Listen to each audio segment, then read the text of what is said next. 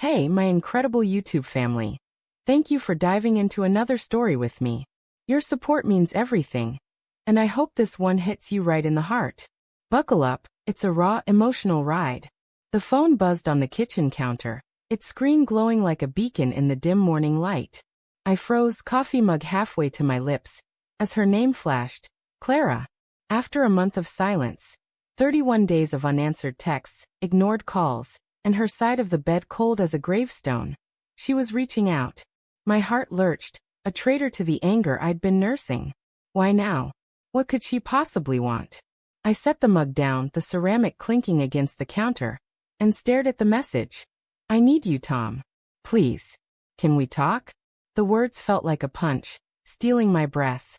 Need. Not love. Not sorry. Just need. I wanted to hurl the phone across the room, let it shatter like she'd shattered me. But instead, my thumb hovered, trembling, before tapping out a reply. Where are you? The house felt too quiet as I waited for her response. The kind of quiet that amplifies every creak of the floorboards, every tick of the clock. Our home, once filled with her laughter, her off-key singing while cooking pasta, was now a museum of memories I couldn't escape. Her favorite mug sat unwashed in the sink, a faint lipstick stain on the rim. I hadn't touched it. Couldn't. It was one of the little things I'd clung to, like maybe keeping it there would summon her back. She'd been pulling away for months, subtle at first. Late nights at the office. Cancelled dinners. Her smile, once warm as sunlight, had turned brittle, like cracked glass. I told myself it was stress, her new promotion, the long hours. I ignored the way her eyes darted to her phone when she thought I wasn't looking. The way her hugs felt perfunctory, like checking a box. I was an idiot, wasn't I? Love makes you blind, but hope makes you stupid. Her reply came. At the cabin. Can you come? It's important. The cabin. Our cabin. The one we bought 5 years ago, back when we were drunk on dreams of weekend getaways, of growing old together by the lake. My chest tightened. Why there?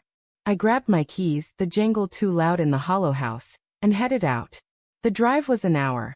Each mile a tug-of-war between dread and longing. The autumn leaves blurred past, crimson gold, like the world was on fire. I kept replaying her text, dissecting it for clues. Need. What did she need? Money? A favor? Me? No, not me. She'd made that clear when she walked out, her suitcase wheels squeaking against the hardwood, her voice flat. I just need space, Tom. Space. Like I was a wall closing in. The cabin came into view, nestled against the lake, its weathered wood glowing under the late afternoon sun.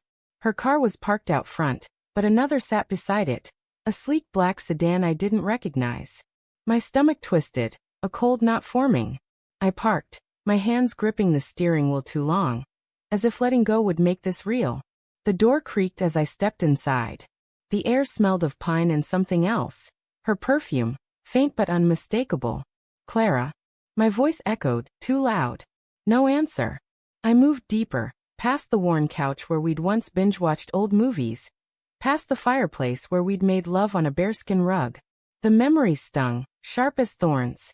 Then I heard it, a muffled sob from the bedroom. My pulse quickened. I pushed the door open, and there she was, sitting on the edge of the bed, her face buried in her hands. Her dark hair spilled over her shoulders, messy, like she hadn't slept in days. But she wasn't alone.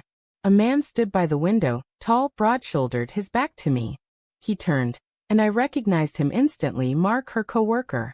The one she'd mentioned too often, then not at all. Tom, Clara gasped, her eyes red, mascara streaked. You came. What's going on? My voice was steady, but inside, I was unraveling. Mark's jaw tightened, his gaze flicking to Clara, then back to me. He didn't speak. He didn't need to. The truth was in the air, thick as smoke.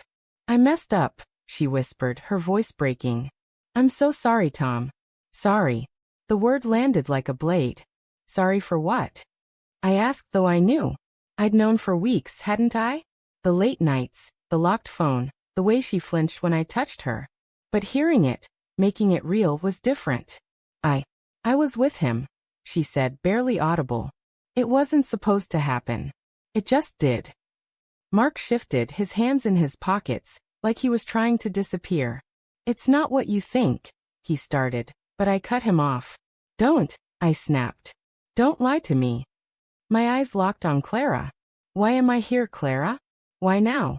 She stood, her hands wringing together. I'm pregnant, Tom. The words hit like a freight train. Pregnant. My mind reeled, grasping for something solid. Was it mine? Hers and his? Did it even matter?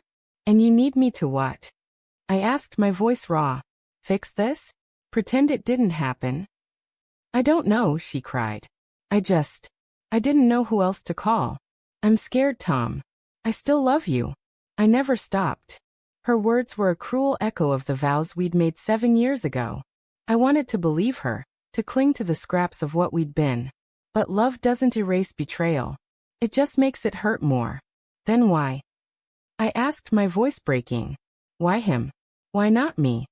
She shook her head, tears spilling. I was lost. Work was everything.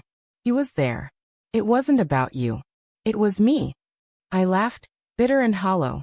That's supposed to make it better? Mark stepped forward. Tom, get out, I said, my voice low, dangerous. He hesitated, then nodded, slipping past me like a shadow. The door clicked shut behind him. Clara reached for me, but I stepped back. Don't, I said. You don't get to do that anymore. Her face crumpled. What do we do now? I looked at her, the woman I'd loved since we were 20. The woman who'd broken me in ways I hadn't thought possible. The cabin felt smaller, the walls closing in. I thought of the life we'd planned. Kids, holidays, growing old by this lake. All of it, Ash. I'll help, I said finally, the words tasting like bile. For the baby. Not for you. Her eyes widened, hope flickering, but I turned away. I walked out, the lake shimmering under the dying sun, and drove back to an empty house. The phone stayed silent. I didn't know if the baby was mine. I didn't know if I'd ever know. But as I sat in the dark, her mug still in the sink, I realized something worse. I wasn't sure I cared anymore.